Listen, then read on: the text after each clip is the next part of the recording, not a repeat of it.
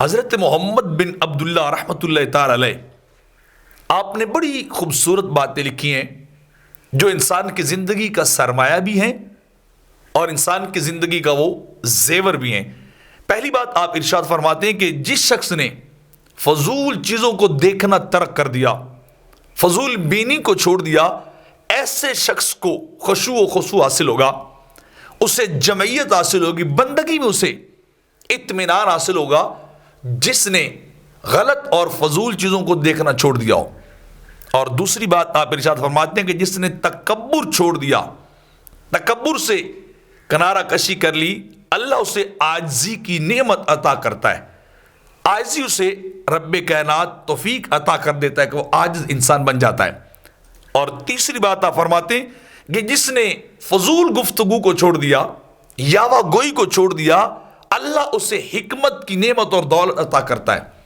اس کی گفتگو کے اندر چاشنی لذت رہتی ہے، اس کی گفتگو کے اندر دانش جو ہے وہ چھلکتی نظر آتی، جو شخص فضول گفتگو کو چھوڑ دیتا ہے۔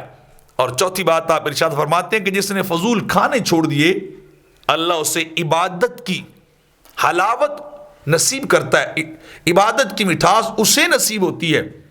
جو شخص فضول چیزوں کو کھانا چھوڑ دیتا ہے، یعنی جتنی ضرورت ہے اتنا لیجئے اور جو ضرورت سے زائد ہے اسے ترک کر دیجئے، تو اسے عبادت کی لذت اور سکون اور اطمینان ملتا ہے۔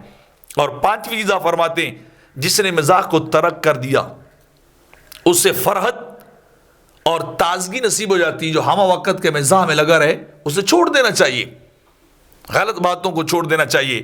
اور چھٹی بات کہ جس نے ہنسنا چھوڑ دیا، اللہ اسے ہیبت نصیب کرتا ہے، اس کا روب دبدبا قائم رہتا ہے، اس کی عزت قائم رہتی ہے، رسپیکٹ لوگوں کے دلوں کے اندر پیدا ہو جاتی ہے کہ یہ وہ شخص ہے جو ہنستا نہیں ہے، ہر وقت جو ہے وہ دانت نہیں نکالتا، کھلکھلاتا نہیں ہے، بلکہ کیا ہے، بڑا جو ہے وہ سیریس یا بڑا باوقار ہو کے رہتا ہے۔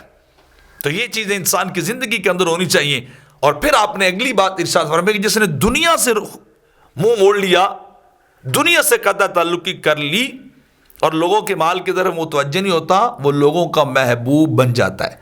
یعنی اس کا تعلق لوگوں کے ساتھ للہ فی اللہ ہو، اللہ کے لیے لالچ نہ ہو، نہ کسی کے کوئی اسٹیٹس کا وہ فائدہ اٹھانا چاہتا ہو، نہ کسی کے مال کا طلبگار ہو، نہ کسی اور لالچ میں وہ بندہ مشغول ہو، صرف تعلق خلوص بھرا تعلق ہو، مخلصانہ تعلق ہو، تو وہ بندہ لوگوں کا محبوب بن جاتا ہے، لوگ اس سے پیار کرنے والے بن جاتے ہیں۔ اور پھر آپ نے فرمایا کہ جو بندہ دوسروں کی ٹو لگانا چھوڑ دیتا ہے، دوسروں کے عیبوں کو کریدنا اور تلاشنا چھوڑ دیتا ہے، اسے اپنے عیب دیکھنے کی توفیق نصیب ہوتی ہے۔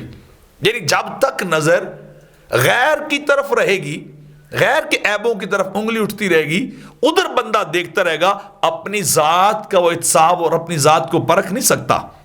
اپنی ذات کو کبھی بھی وہ بندہ جو ہے اس کی تہذیب نہیں کر سکتا۔ تو جب غیروں سے نظر ہٹا کے اپنے آپ کو دیکھے گا تو پھر اپنے عیبوں پہ نظر جائے گی تو کیا ہوگا، خود سنورنے لگ جائے گا۔ تو دوسروں کے عیب نہ دیکھیے، اپنے عیبوں پہ نظر ڈالی جائے۔ اور آخری بات، جس نے اللہ کی صفات میں شک شبہ کو چھوڑ دیا، اللہ اسے منافقت سے نجات دیتا ہے۔ یعنی اللہ کے بارے میں شک شبہ کو چھوڑ دے بندہ تو منافقت سے نجات مل جاتی، بندہ یکسو ہو جاتا ہے، ایک طرف لگ جاتا ہے۔ دو رنگی چھوڑ دے، یک رنگ ہو جا، سراسر موم یا پھر سنگ ہو جا۔ یعنی ایک طرف لگنا چاہیے، ادھر ایمان بھی اور ادھر شکوک و شبہات بھی، ادھر گلے شکے والی بات بھی کی جائے تو پھر اطمینان نہیں ملتا، کامل ایمان نہیں ملتا، حلاوت ایمان نہیں نصیب ہوتی۔ تو حلاوت ایمان اس کو نصیب ہوتی ہے جو اللہ کی صفات میں شکوک و شبہات کو چھوڑ دیتا ہے۔